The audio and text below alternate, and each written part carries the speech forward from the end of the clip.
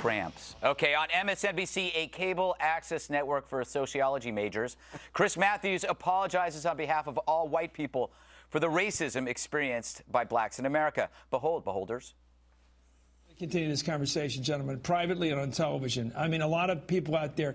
I'll just tell you one thing, and I'm speaking now for all white people, but especially people who have tried to change the last 50 or 60 years. And a lot of them have really tried to change. And I'm sorry for this stuff. I think he meant white-haired people. On behalf of loud talk show hosts everywhere, I apologize for that apology. Now, I don't doubt his sincerity. I think he really does mean well. But you think his guests really wanted an apology? Short answer, no. Longer answer, no, no, no, no, no. See, all white liberal guilt does is create symbolic inaction to alleviate guilt of the white liberal, or worse, creating real action that hurts. Every big handout is born from the destructive selfishness of a guilty white person. They treat the black community like one giant homeless man. Maybe if I throw him some spare change, I'll feel better about myself. Even if they don't. For white libs cannot bear to talk about the absence of dads or self-reliance, gang violence, or black-on-black crime because it makes them look mean. Instead, here's money. And black communities suffer because the money only masks the misery. A race-obsessed apologist should come with a warning sticker. Beware, this person will ruin you. It may be why the left have a hard time looking black conservatives in the eye without muttering something about a resemblance to the black man's Uncle Tom. Because black cons see right through them, and they don't want your apologies. They just want you to stop helping them. They see apologists for what they are, a truly sorry group of people. Bob? Yes. Should Chris Matthews have apologized for all of our past?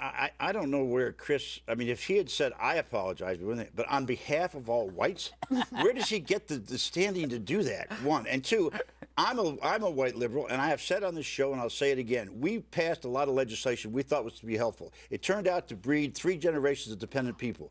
We have a responsibility to change that. We thought we were doing the right thing, and we weren't. And I think that led to a lot of the problems in the black community, and I think we need to get something done about it.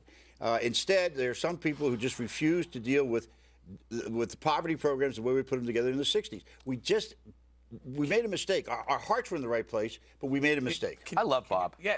Can you expand on what you're talking about, though? Yeah, I mean, I could tell you, welfare for children of, there's a program that the more children you get, the more money you get. And the fathers have these guys go around and get everybody pregnant. And the other thing was we built these god-awful tall buildings and they became crime infested. I mean, projects. Yeah, I mean, we put projects every place. Can you address what you're saying? So if a welfare program is bad and not helpful, aren't bigger and more welfare programs worse and less helpful? No, I don't want to get into that. I want to get into the things that we did that are causing a lot of this to happen. And no, wait a minute. I'm saying it bred 3 generations of dependent blacks, and we need to change that. And isn't the accessibility of food stamps that used to be for real people in poverty, and now it's just about anyone that says they'd like to have more. Well, more white people. But the ease of redistribution, ease of welfare. But more white people get food stamps than blacks. Isn't that a dependent society? We're building a dependent society. Well, you can say that about then every white person who gets food stamps, every Hispanic. I agree. Well, food stamps are colorblind, Bob.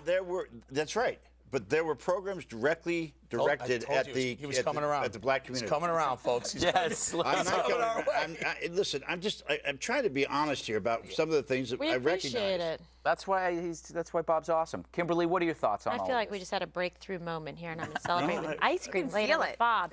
Yeah, look, I mean, I don't know what Chris Matthews is doing, except I feel like that whole network, that they're just chasing an audience or something. It's some kind of like big appeasement puddle they're making over there to try and get people to step into it and say, appeasement puddle. Come here, come here, come with us.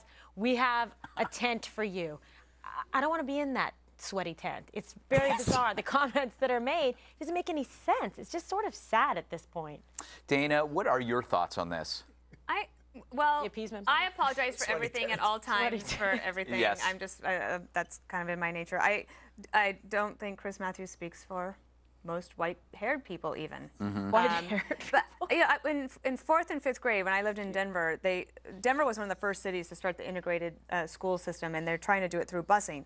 So in the morning, instead of walking 3 blocks to a school that was right near me, I had to be bused 18 miles into Harrington Elementary School. I was only one of 4 white kids in the whole school. That was in 4th and 5th grade, to the point where I was, I was teased, I was bullied, and I'm actually embarrassed to even say that because I think what I've gone through and all the privileges I've had in my life are just, it makes that experience pale in comparison. So I understand that, but that I do think what President Obama said about there having been a lot of progress, if I just look at my niece, she never had a negative thought in her head about race and about gay people, as a matter of fact. I mean, Dana, that's not your niece, that was your dog you're talking about. Can I just make one point about this? There's been studies now done with kids who were bused. And in fact, it was a negative. It did not help. It did not lift people up in their grade point average or a lot of other things. And what it did was, it was a forced way to force integration, which got a lot of people angry. I don't know if you remember. You guys are too young probably, but South Boston went crazy when this happened. And it was unnecessary. Absolutely. What would have been helpful is to get better teachers and get better schools. I agree. Wow.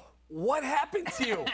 I slipped something in You know the guy who started speaking Swedish overnight because he hit his head? Yeah, it's like you hit your head. Well, wait till the next block. Normal, conservative. Can you please Welcome, allow me? Will you please allow me?